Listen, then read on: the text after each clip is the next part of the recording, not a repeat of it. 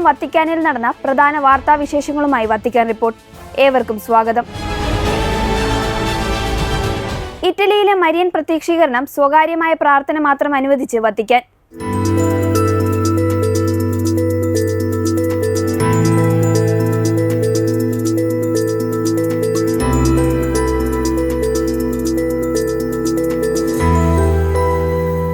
തെക്കൻ ഇറ്റലിയിലെ മോളിസ് മേഖലയിലെ അഗോൺ പട്ടണത്തിലുള്ള ഒരു പർവ്വതമാണ് സാൻ ഓനെഫ്രോ. 2009 മുതൽ ഒരു പ്രദേശവാസിയായ മിഷ്നോ മാർക്കവെച്ചിയോയ്ക്ക് കന്യകാമറിയത്തിൽ നിന്ന് ദർശനങ്ങളും സന്ദേശങ്ങളും ലഭിച്ചതായി പറയപ്പെടുന്നു. മരിച്ചുപോയ ഒരു സ്ത്രീ ഒരു കാവൽ മാലാഖയിലൂടെ സന്ദേശങ്ങൾ കൈമാറിയതായും പറയപ്പെടുന്നു. ഇവിടെ കൂടുതൽ പഠനം ആവശ്യമാണെന്ന് വത്തിക്കാൻ പറയുന്നു. ഒരു കാവൽ മാലാഖ വഴി തന്റെ മരിച്ചുപോയ അമ്മായിമ്മ ലിവിയ കാസ്നോയുടെ ശബ്ദം കേട്ടതായും അവർ പറയുന്നുണ്ട്. ഒനെഫ്രയിൽ നടന്നതായി പറയപ്പെടുന്ന ദർശനങ്ങളെക്കുറിച്ച് വിശ്വാസ വകുപ്പ് കത്തിലൂടെ മുന്നറിയിപ്പ് നൽകിയിട്ടുണ്ട്. ഇത് സംബന്ധിച്ച് കൂടുതൽ വ്യക്തതയും ആവശ്യമായി വന്നേക്കാം. സ്വകാര്യ പ്രാർത്ഥന അനുവദിക്കുന്നുവെന്നും DDF പ്രസ്താവിച്ചു. തീർത്ഥാടനങ്ങൾ, ഇടവകാതല പരിപാടികൾ, ആത്മീയ അനുഭവങ്ങളുമായി ബന്ധപ്പെട്ട സ്ഥലങ്ങളിൽ വിശുദ്ധ കുർബാന തുടങ്ങിയ പൊതു ആരാധനാക്രമങ്ങളും നടത്താൻ പാടില്ല. സഭാധികാരികളുടെ അംഗീകാരമില്ലാതെ ദർശനത്തെയും അതിൽ പറയുന്ന സന്ദേശങ്ങളെയും കുറിച്ചുള്ള വിവരങ്ങൾ പ്രചരിപ്പിക്കാനും പാടില്ല എന്നും വത്തിക്കാൻ പ്രസ്താവിച്ചിട്ടുണ്ട്. ഡിജിറ്റൽ മിഷണറിമാർ, കത്തോലിക്ക ഇൻഫ്ലുവൻസേഴ്സ് എന്നിവർക്ക് 3 നിർദ്ദേശം നൽകി ലിയോ 14 പാപ്പ.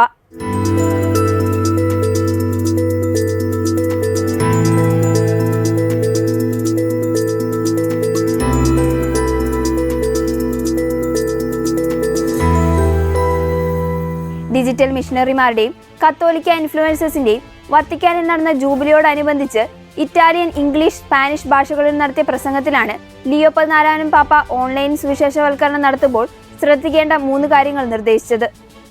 Cari fratelli e sorelle, con questa catechesi terminiamo il nostro itinerario sulla vita pubblica di Gesù, fatta di incontri, di parabole e di guarigioni.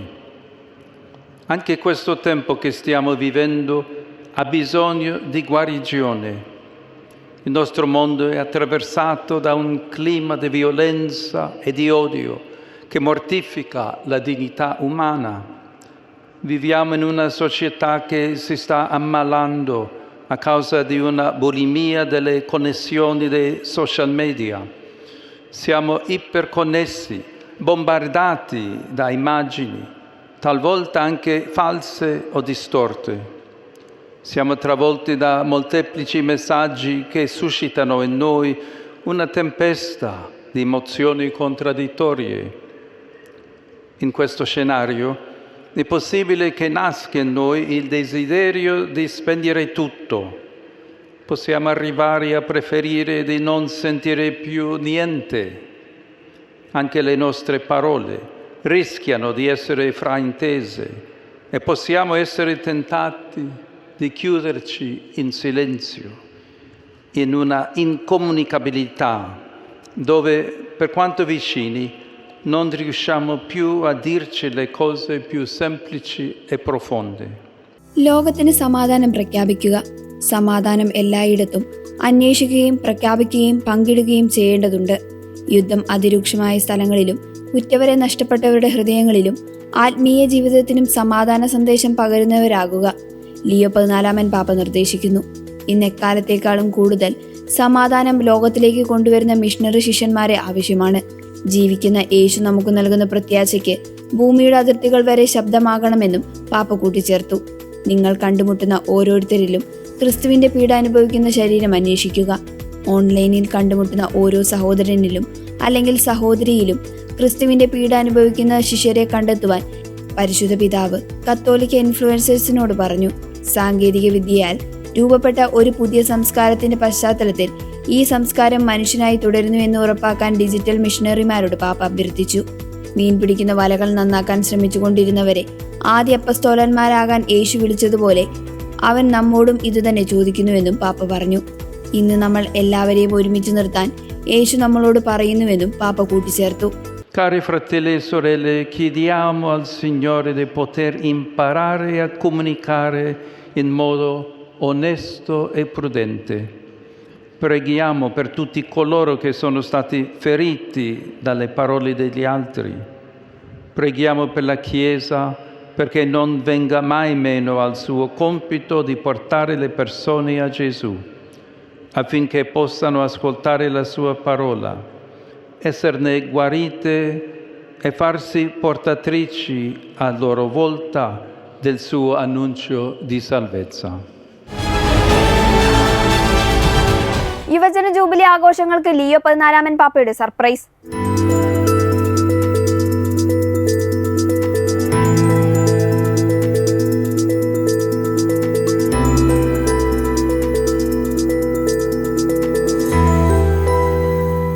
യുവജന ജൂബിലി ആഘോഷങ്ങളുടെ ഭാഗമായുള്ള വിശുദ്ധ കുർബാനയിൽ പങ്കെടുത്ത് ആയിരക്കണക്കിന് യുവജനങ്ങളെ അഭിവാദ്യം ചെയ്യാൻ അപ്രതീക്ഷിതമായി ലിയോ 14 മാർപ്പാപ്പ എത്തി.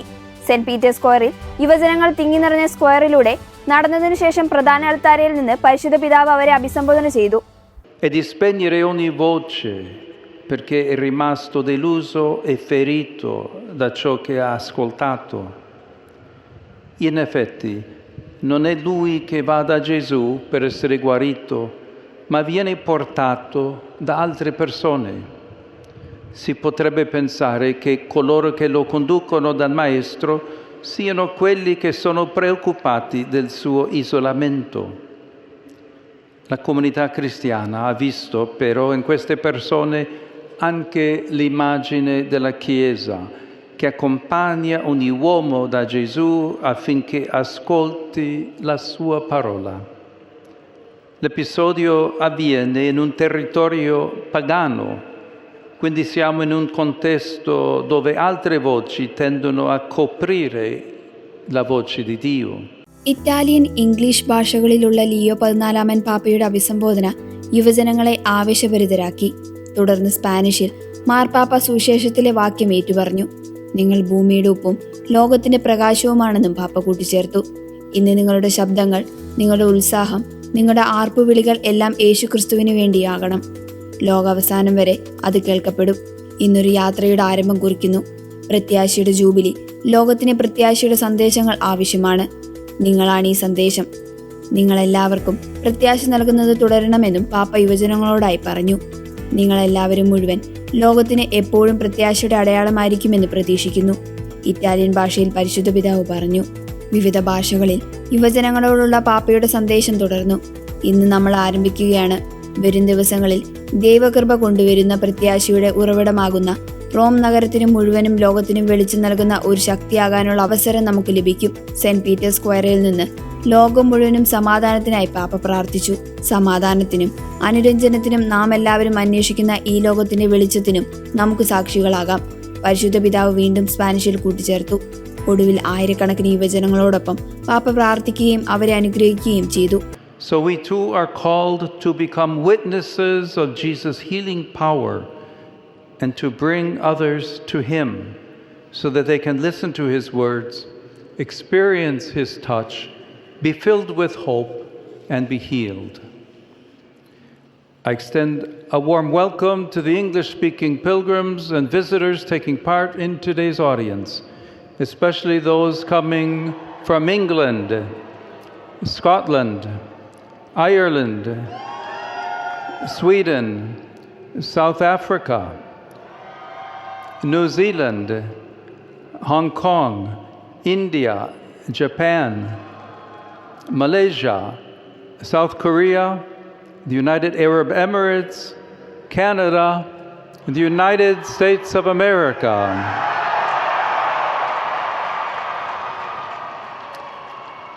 In greeting with particular affection all the young people present today who are participating in the Jubilee of Youth, I encourage you to open your hearts to God's healing love so that you can become even brighter beacons of hope in the world.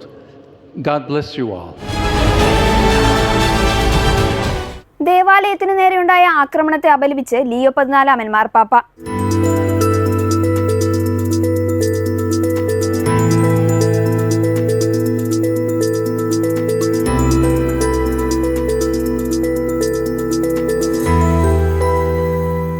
Democratic republic of കോംഗോയിൽ തീവ്രവാദികൾ പള്ളി ആക്രമിക്കുകയും 31 വിശ്വാസികളെ കൊലപ്പെടുത്തുകയും ചെയ്ത സംഭവത്തെ അപലപിച്ച് Leo 14 മാർപ്പാപ്പ.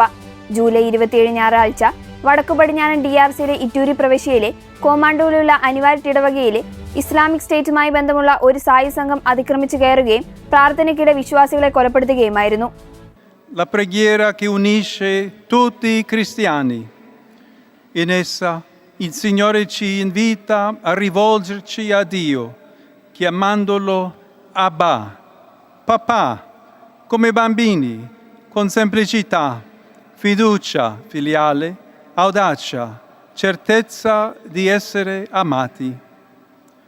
Con un'espressione molto bella, il Catechismo della Chiesa Cattolica dice in proposito che attraverso la preghiera del Signore noi siamo rivelati a noi stessi, mentre ci viene rivelato il Padre. Ed è vero, più preghiamo con fiducia il Padre dei cieli, più ci scopriamo figli amati e più conosciamo la grandezza del suo amore. Il Vangelo odierno poi descrive i tratti della paternità di Dio attraverso alcune immagini suggestivi. പള്ളിയിലേക്ക് ഇരിച്ചു കയറിയ അലൈ democratic force അംഗങ്ങൾ കത്തോലിക്ക വിശ്വാസികൾക്ക് നേരെ വെടിയുതിർക്കുകയും സമീപത്തെ വ്യാപാര സ്ഥാപനങ്ങൾ കൊള്ളയടിക്കുകയും കത്തിക്കുകയും ചെയ്തു. ലുംബുംബാഷിയിലെ മെട്രോപൊളിറ്റൻ ആർച്ച് ബിഷപ്പും എപ്പിസ്കോപ്പൽ കോൺഫറൻസിന്റെ പ്രസിഡന്റുമായ ആർച്ച് ബിഷപ്പ് ഫുൾജൻസ് മുത്തേ മുഗുവിലിനെ അഭിസംബോധന ചെയ്ത കർദിനാൾ പിയത്രോ പരോളിൻ ഒപ്പിട്ട അനുശോചന ടെലിഗ്രാമിൽ ലിയോ 14 പാപ്പ കൂട്ടക്കൊലയിൽ തന്റെ അഗാധമായ ദുഃഖം പ്രകടിപ്പിച്ചു. സംഭവങ്ങളെ തുടർന്ന് ഗുരുതരമായി ബാധിക്കപ്പെട്ട കുടുംബങ്ങളെയും ക്രൈസ്തവ സമൂഹത്തിന്റെയും ദുഃഖത്തിൽ പരിശുദ്ധ പിതാവ് പങ്കുചേരുകയും അതേസമയം അവരോടുള്ള തന്റെ സാമീപ്യം പ്രകടിപ്പിക്കുകയും അവർക്ക് പ്രാർത്ഥനകൾ ഉറപ്പു നൽകുകയും ചെയ്തു. ഈ രക്തസാക്ഷികളുടെ രക്തം എല്ലാ കോങ്കോ ജനതയ്ക്കും സമാധാനത്തിന്റെയും അനുരഞ്ജനത്തിന്റെയും സാഹോദര്യത്തിന്റെയും സ്നേഹത്തിന്റെയും വഴിതെളിക്കട്ടെ എന്നും പരിശുദ്ധ പിതാവ് ദൈവത്തോട് പ്രാർത്ഥിച്ചു. കുട്ടികൾ ലോകത്തെ കീഴടക്കാൻ ആഗ്രഹിക്കുന്നത് നല്ലതാണെന്ന് ലിയോ 14 പാപ്പ.